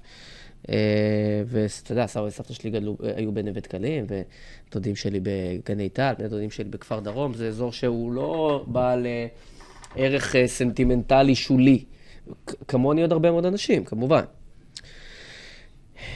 דיאט, אמרתי את זה על הממשלה הזאת עוד בתחילת דרכה, עוד לפני שהתחילה את דרכה, אלא כשרק היה לפני הרפורמה המשפטית, כשעוד היה את המשא ומתן הקואליציוני. שהדבר המרכזי שהממשלה הזאת תוכל לעשות זה מעשים, והדבר הבעייתי שהממשלה הזאת לעשות זה דיבורים. כמאמר אלי וואלך זה היה, ב"הטוב הרע והמכוער", If you want to shoot, shoot, don't talk. בדיוק. If you want to shoot, shoot, don't talk. אל תבלבל את המוח. אתה רוצה לעשות את זה? יש לך את הוובוס לעשות את זה? בוא תהיה גבר, תעשה את זה. אני איתך. אני לא רואה את זה פרגמטית בקונסטלציה הנוכחית בכלל ריאלי. לא רואה את זה ריאלי. אני בעד לקחת שטח, לא רואה מצב שמיישבים שם אנשים בטווח הנראה לעין, לא רואה מצב כזה, בסדר? אז כשהסיטואציה היא לא ריאלית, מילא הייתה ריאלית, אבל בכל מקרה היא כנראה לא ריאלית בשלב הזה של חיינו, או בטווח הנראה לעין, בגלל האקלים נקרא לזה. מצד שני. אז אני אומר, הרי ככל שאתה תדבר על זה, אתה מרחיק את זה. אין ספק. אבל הבן גבירים עושים לו פיגועים כל הזמן, רצים לתקשורת כדי לקרוץ לבייס. אמר לא לדבר על האג, מה בן גביר עשה ראשון? דבר ראשון. יפה. אז הבן גבירים וסמוטריצ'ים קורצים לבייס שלהם, כי גם הם מתחילים לרחרח בחירות, הכל בסדר, כולם משחקים את המשחק, כולם עכשיו אין בעיה, האירוע הפוליטי בעיצומו. אין בעיה, אנחנו מנתחים את זה כאקט פוליטי אינטרסנטי, לא כאקט שמוביל פרגמטי. אז הם יורים בלון ניסוי, והאמריקאים מיד מורידים אותו, מיד מפוצצים אותו לא עם סיכה, עם טיל שיוט, ואז נתניהו צריך לבוא למזער את הנזקים. עכשיו, יכול להיות שהוא מסכים עם התפיסה שלי, שהדרך היחידה להעניש את העולם הערבי ולהעביר מסר יהדהד, הוא ליישב לפחות חלק ברצועת עזה. אני לא משוכנע שזה המצב. אני לא יודע. התפיסה שלי, הדרך היחידה להעביר מסר מהדהד לעולם הערבי שישראל ניצחה, היא לקחת לו אדמה. סבבה. ככה אני חושב. אפשר לקחת לו אדמה מבלי ליישב בה. בסדר גמור, יכול להיות שזה לא ריאלי כרגע. כן. יכול להיות שזה לא ריאלי. אני הייתי לוקח חלק מרצועת עזה, לא משנה איזה חלק, הופך אותו לחלק ישראלי, בין אם ישוב בין אם לא ישוב, מספח אותו, מכריז עליו כישראל, אומר לעולם הערבי, שימו לב, אתם רואים את לא יודע מה, שליש מרצועת עזה? זה עכשיו של ישראל להתראות בהצלחה, צאו לדרך. פעם הבאה שאתם תעשו לנו את זה, אני אקח לכם עוד חלק. נחזור על 67, נחזור על 48, נעשה לכם את זה ב-2024. זה המסר היחיד שהעולם הערבי מבין, לצערי הרב. אני איתך, אבל הכנס הזה לא מקדם את האירוע הזה בשום צורה. אין ספק. עכשיו, מה קורה? המלכוד הוא כזה. בן גביר קופץ בראש, סמוטריץ' קופץ בראש, אחריהם שלמה קרעי וטלי גוטליב וכל החבורה שרוצה הימין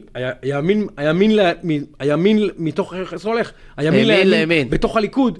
הם כולם עכשיו מתחרים בתוך הליכוד, מי יותר ימני מנתניהו, כן? וסמוטריץ' ובן גביר שחושבים על הבחירות שאחרי, מבינים שהסנטימנט הציבורי הוא ימני, ועכשיו הם כולם מנסים להיות יותר ימין, כשהם מפעילים פחות שיקול דעת לגבי האינטרסים של עם ישראל. למשל, האירוע הזה עם טלי גוטליב, שהוא בעיניי שערוריה, שאין, וגם עשיתי את הרעיון, אמרתי את הדברים האלה בפעם, שערוריה, הדבר הזה. אגב, גם ואתה לא חשוד, מה שנקרא, משונאה. כן, אני ממש לא, באמת לא חשוד משונאה. אמרת לה הרבה דברים טובים. אני חושב שזו אישה שעושים לה עוול, אני חושב שהיא אישה שבאמת היא משב רוח מרענן בתקשורת, בפוליטיקה הישראלית, אבל האירוע שהיא עשתה עם שקמה ברסלר, בטח בהסתמך על הדבר נכנסת על הדבר הזה? כן, זה אירוע תימוני. זה פשוט מביך. כן, אירוע תימוני. ואת אישה רצינית, אז תעזרי לנו להתייחס אלייך ברצינות. ואני מבין למה היא עשתה את זה. אני מבין את הרציונל הפוליטי שלה. היא יצאה 2-3 חוטס נגד נתניהו, חטפה מהבייס, לא כמו גלית, אבל חטפה מהבייס, אוקיי? ועכשיו רצתה לחזור לבייס באמצעות זה שהיא רוכבת על גלי השקמה ברסלרים והשב"כ והקונספירציה וכו' וכו' וכו' וכו'. זה דרכה של טלי לחזור לבייס הימני שלה. חוסר אחריות. חוסר אחריות. גם פה וגם פה. חוסר אחריות. הפקרות. שערוריה. דבר מטופש שלא יהיה תואר שהיא עשתה. עכשיו, אתה רואה עכשיו המון אנשים בתוך הימין שמבצעים פיגועים, גם לממשלה, נגיד, אבל גם לעם ישראל ולמדינת ישראל, ומייצרים נזק. אם זה מר בן גביר, שאני מבין שהוא עכשיו שוב פעם מתבשם בסקרים, ואני אגיד את זה שוב על מר בן גביר. אני לא מצליח להבין איך האדם הזה, ואני אגיד את זה בלשון עדינה, שהוא לא משרי המשטרה הטובים ביותר שהיו פה בישראל אי פעם, אוקיי? והוא לא אדם שהייתי נותן לו לנהל משהו שהוא יקר לי בחיים האלה, קל וחומר במדינת ישראל לעולם. כי הוא הוכיח לי בשנה האחרונה שהוא אין לו את היכולות לזה. לא הניהוליות, לא אינטלקטואליות, לא החברתיות, אין לו. אבל גם הוא תופס תאוצה כרגע. כן. Having said all that, הסנטימנט של המסרים שהוא מהדהד, הוא סנטימנט שיש לו ביקוש בקהל. הקהל, אבל לרגע לא אומר לעצמו, רגע, אבל כשאני שואל את עצמי, בפועל, מה היה פה בשנה האחרונה? היה פה ביטחון לאומי? לא השתעלו פה אחינו האהובים הבדואים בדרום? לא היה פה מלחמת פרוטקשן מטורפת בצפון? לא היה פה מלחמות פשע יגידו לך, הוא ירש את זה, זה לא אירוע של מחבים. כולם ירשו הכל, אבל תתקן משהו. בכל מקרה, אני חושב שהאירוע הזה שנקרא בן גביר, הוא אירוע שיוצא משליטה, והוא מזיק לימין הישראלי יותר מאשר מועיל לו, כי מהימין הישראלי רוצה לייצר פה באמת איזושהי, נקרא לזה שלטון בר קיימא, ממושך, כי רוב הציבור בסופו של דבר הוא מסורתי, והוא ציוני, והוא לאומי, והוא נוטה ימינה, ואחרי המלחמה הזאת קל וחומר נוטה ימינה. אז האירוע הזה שנקרא בן גביר, וכל החבורה שמדברת בבן גבירית, מזיק לימין הישראלי בצורה משמעותית. והם גם מזיקים לנתניהו, והם גם מזיקים לממשלה, והם מזיקים גם לעם ישראל. ואני אומר לך, בסופו של דבר, אם הימין יאבד את השלטון, זה יהיה לא בגלל נתניהו, זה יהיה בגלל בן גביר. וגם הממשלה הזאת, אם היא תיפול בכל עונות חלושה, יהיה בגלל שבן גביר יחליט שהוא רוצה לשבור ימינה, כי עכשיו הוא ראה איזה סקר שאומר לו טוב לשבור ימינה. בן גביר ביום שהוא יפיל את הממשלה, הוא סיים את תפקידו הפוליטי אתה טועה טעות מרה לדעתי, כי הוא ילך לימין ויגיד, אני היחיד! נתניהו בכלל, הוא יעשה לנתניהו מה שנתניהו עושה לליברמן, הוא יגיד, נתניהו זה שמאל, מה אתם רוצים ממנו בכלל? הוא וגנץ אותו דבר. הוא לא יכול לעשות. הוא וגנץ אותו דבר. תבין, ביום למחרת הוא יקבל 100 מנדטים, בקלפי הוא לא יעבור את אחוז החסימה. ביום שאיתמר בן גביר יפיל את הממשלה הזאת, ואני חושב שהוא מבין את זה היטב, אין לו גרייס פוליטי, עזוב את התנודתיות שעכשיו הוא עף למעלה ומחר הוא ירד למטה, אין לו גרייס ואשראי להפיל ממשלה. אין לו מהציבור, אין לו. ולכן אני לא חושב שהוא יעשה את זה, אני חושב שהוא מבין את זה. אפשר להגיד על הרבה דברים, הוא לא פרייר, הוא מבין פוליטיקה. ולכן אני לא רואה אותו עושה את זה בשום שלב. לא משנה מה יקרה. ונתניהו יוביל מהלך לפני שבן גביר יהיה זה שיפיל אותו. זו דעתי. אני אגיד לך משהו, יש הקבלה מוזרה. איתמר בן גביר ויאיר לפיד בעיניים מאוד דומים. שניהם הם כלום ושום דבר ברמת היכולת לבצע. אבל יש להם יכולת לנהל קמפיין ולגרוע אחריהם קהלים. יאיר לפיד הוא כלום ושום דבר. כלום ושום דבר. הוא לא מסוגל לנהל, לא הייתי נותן לו לנהל את ועד הבית שלי. אני לא אומר את זה כמשל. באמת. הוא בעיניי אפס מוחלט. והעובדה שהוא הגיע לעמדה שהוא הגיע, היא מוטציה פוסט-מודרנית שיכולה להתרחש רק בעידן שבו אין היררכיות, והערכים קורסים, והשכל הישר קורס, והכל שטחי. הוא בצלילה אגב. אני מקווה שהוא יעלה מחיינו, בעזרת השם. נראה זאת. ובעיניי, בן גביר זה דמות המראה שלו מצד ימין. גם כן. שום דבר וכלום. אפס יכולות, אפס כישורים, אפס נתונים בסיסיים להחזיק בתפקידים שהוא רוצה להחזיק בהם. ומצד שני, הוא מנהל קמפיין מדהים. הוא יודע לדבר לקהל, הוא יודע להביא את האנשים שלו אחריו. אז יש פה בפוליטיקה הישראלית נתניהו לטוב ולרע, כן? ואני כאמור, לא עכשיו מאוהדיו הגדולים, אדם שיודע לעשות דבר או שניים. אוקיי? דבר, 2, 3 יודע לעשות. לפיד לא יודע לעשות כלום. בן גביר לא יודע לעשות כלום. אבל לא שיודעים לעשות. למה? אבל לפיד הביא לך הסכם שלום מרהיב עם לבנון. והוא קנה שקט. אגב, זה אם היה באזור חיוג אחר, כל היום היו מדברים על זה, אבל כאילו... ברור. הוא קנה לנו שקט ל-40 דקות. שזה מדהים. הסכם קנייה מהמבישים בתולדות ישראל, אם לא הכי מביש. אני לא בדקתי את כל הסכמי קנייה שחתמנו עליהם, אבל זה בטופ 3 של ההסכמים הכי מבישים שישראל חתמה עליהם בכל תחום, כולל סחר חקלאות עם הונג קונג. מההסכמים המבישים שישראל חתמה עליהם, והוא מציג את זה אין דרך להציג את זה. אבל יש אנשים. לא, אין דרך. יש אנשים שמדהדים זאת עד היום. לא פגשתי מישהו שאומר... כל הראש המל"לים האלה. אגב, ראית את תמיר היימן? זה מדהים. ראית את זה? מדהים. זה פשוט שירה. זה מדהים. אני ראיתי את זה בבוקר. רק תסביר למי שלא עוקב. אז אומר לי הבמאי, ישראל קפלוצ'ניק בבוקר, תקשיב, היה אתמול קטע של תמיר היימן בפטריוטים, אתה חייב לראות. בשידור הוא אומר לי, כאילו באוזן, אם לא תנגן. ואז אומר תמיר היימן, אני מצטט כן. מהראש חופשי. תמיר ימן נזכיר, ראש אמ"ן לשעבר, מי שיושב כל ערב באולפן חדשות 2 ומנתח ומסביר מה צריך לעשות, ויושב שם כאילו שהוא פשוט באמת נפוליאון בונפרטה בשילוב אוטו פון ביסמרק וצ'רצ'יל ביחד, והוא יודע איך להוציא ישראל למצב הזה. יושב תמיר היימן לפני שנה. 8 חודשים. פחות? בטח פחות. 3 חודשים לפני האירוע? שבועיים לפני האירוע לדעתי. אוקיי. אתה יודע מה, אני נבדוק. זמן קצר. זמן לא רב לפני האירוע בוודאות. לא מדובר ב-2018, 2019, 2019, 2021. ואומר ככה, I kid you not, תחפשו את זה בגוגל, ביוטיוב תמצאו, זה אומר ככה, איזה מתקפת פתע, לא תהיה מתקפת פתע, זה לא על הפרק, אין שום אירוע כזה, החמאס מורתע, לחלוטין, החמאס רוצה שלום כלכלי, החמאס שמח, החמאס מרוצה, תפסיקו להלך פה אימים על הציבור, אנחנו לא בבעיה, אנחנו לא בסכנה, הוא פשוט מגדיר את הקונספציה. אוגוסט 23. זה חודשיים לפני, פחות חודש וחצי לפני האירוע. חודש וחצי לפני האירוע. לא, ספטמבר, אוקטובר, כן, חודשיים. אוגוסט וספטמבר. חודשיים. חודשיים לפני האירוע. הוא אומר ככה, מתקפת פתע, הוא אומר, זה הזיה, תפסיקו להפחיד את הציבור. שנית, החמאס רוצה שקט. עובדה, לא נכנס לזה, לא נכנס לזה, לא נכנס לזה. 3, זה הדרך. כלכלי ושלום והבנה וכו' וכו'. ואתה אומר, והוא יושב הטמבל הזה. האפס האפסים המאופס הזה. שמונה השבוע לראש מכון ה-INSS. יפה. יושב האיש הזה לנהל לנו ניתוחים אסטרטגיים. עכשיו, זה כמו קרמי גילון להבדיל, אוקיי? או לא להבדיל. קרמי גילון הרי, אחראי, אני יודע, בטופ 2-3 המחדלים החמורים בתולדות ישראל. במשמרת שלו נרצח ראש ממשלה. הוא באמת ערער את מדינת ישראל בסדר גודל שעד היום אנחנו מלקיקים את הפצעים. לא, הוא ערער. במשמרת שלו. במשמרת שלו. לכן גם אני אומר שנתניהו, אגב, על 7 באוקטובר חייב ללכת הביתה. ואני אומר ככה, מכר מגילון, תקשיב, אחי, במשמרת שלך רצחו ראש ממשלה. במשמרת שלך, עם ישראל הגיע למצב שבו הדמוקרטיה הישראלית לראשונה הרגישה שהיא בסכנה אמיתית. אגב, זה לא רק זה, אוטובוסים מתפוצצים, עניינים, זה לא רק זה, זה כמובן האירוע המז'ורי. זה במשמרת שלך. עכשיו, אתה צריך להישאר עכשיו בבית, ליהנות מהפנסיה התקציבית, לראות ערוץ הספורט ולסתום את הפה. פשוט לסתום את הפה. לא רוצים לשמוע אותך, כי דעתך לא חשובה כבר.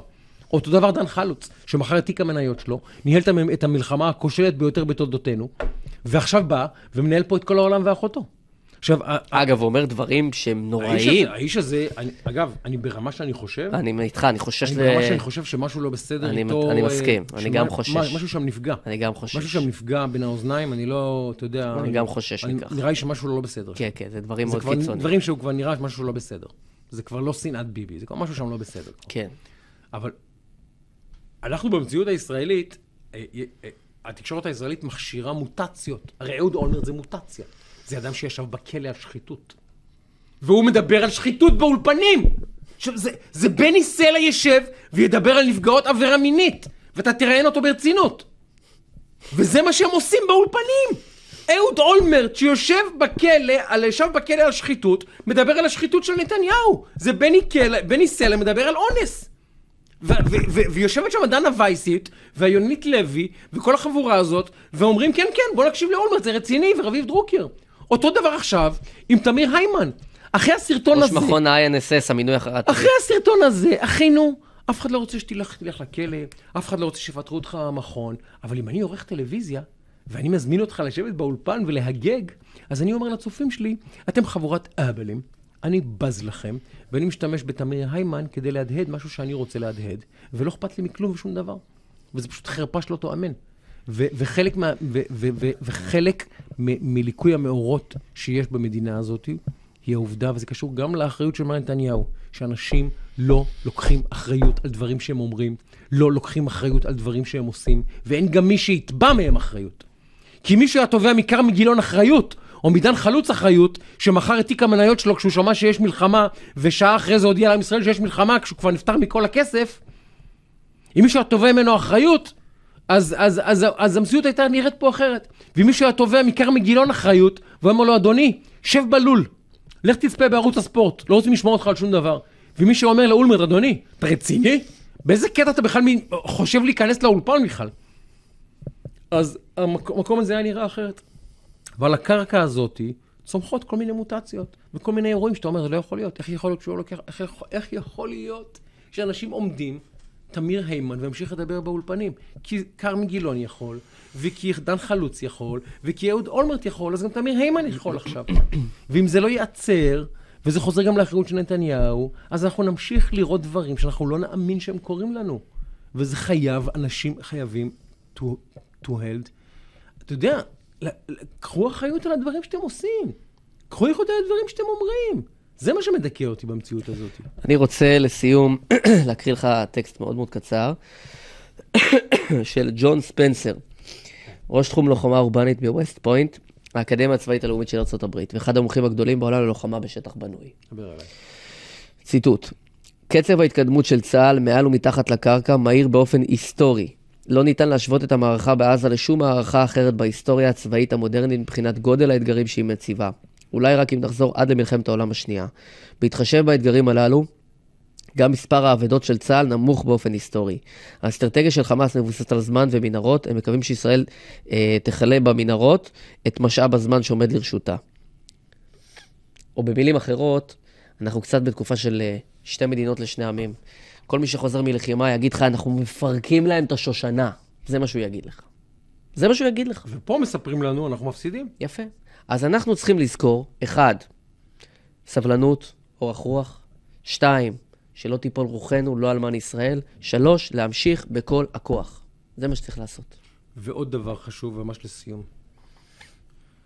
כשאתם כותבים ברשת החברתית, או באולפן, או איפה שזה לא יהיה, אנחנו מפסידים, מלחמה כושלת, את הדברים האלה, תחשבו על החייל שעכשיו נמצא במחילה, ואולי ממולכדת, ואולי הוא עומד להסתער עכשיו בקרב פנים אל פנים עם איזה נוח'בה מתועב, וכשהוא יוצא משם, אומרים לו, אחי, אנחנו מפסידים את המלחמה, על מה אתה נלחם?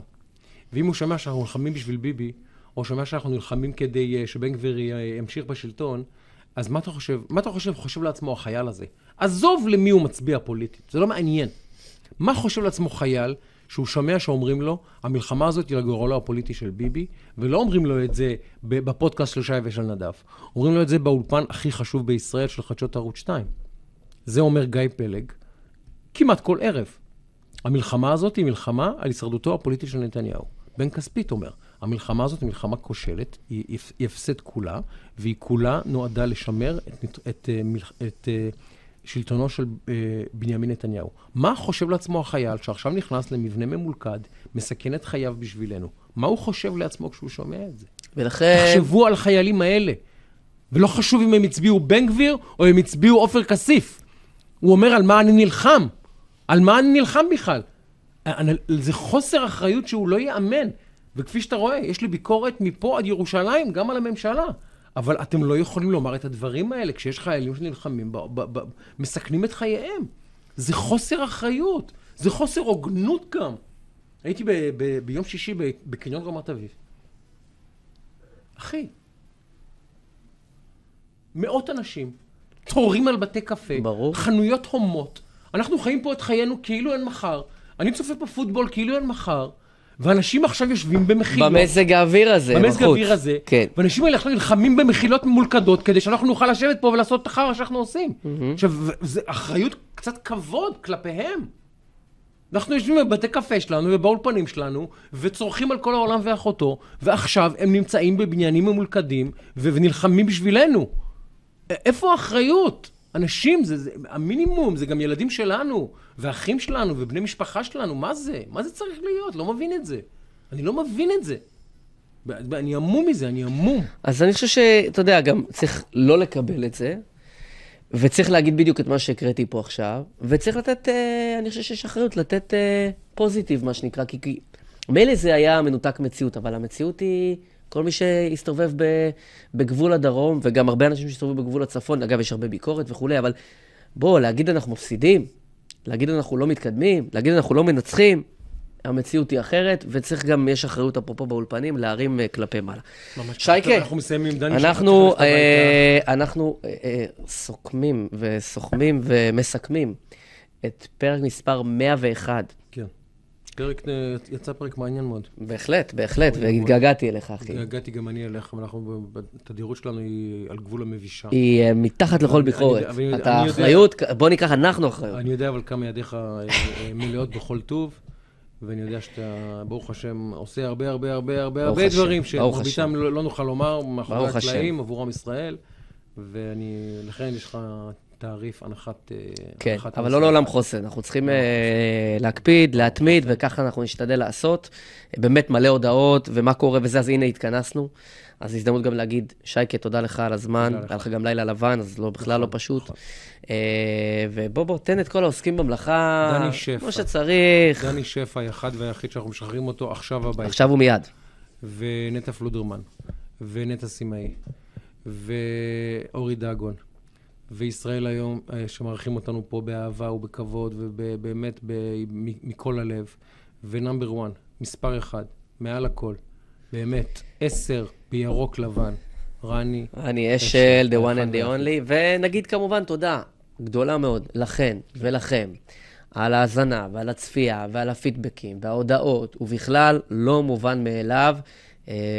אז התודה היא לכם, אנחנו כאן באמת מתוך הנקודה הזאת, אנחנו נמצאים כמובן בכל הפלטפורמות של ישראל היום, מהטוויטר, מהטיק טוק, דרך היוטיוב והפייסבוק ואצל שי, ובספוטיפיי ובגוגל פודקאסט ובאפל פודקאסט, למכביר. שתפו. אז אנחנו נאחל בשורות טובות לכל עם ישראל, בעזרת השם שנשמע ונבשר בשורות טובות, ובריאות לכולם, ואנחנו נשתמע פה בעזרת השם בשבוע הבא, נעשה את מרב המאמצים כדי שזה יקרה. אז תודה רבה לכן ולכם, אנחנו היינו שיחת רקע, פרק מספר 101. סלמת. שיחת רקע, הפודקאסט. שי גולדן ונדב שטראוכלר מזווית קצת אחרת. שיחת רקע, מתחילים.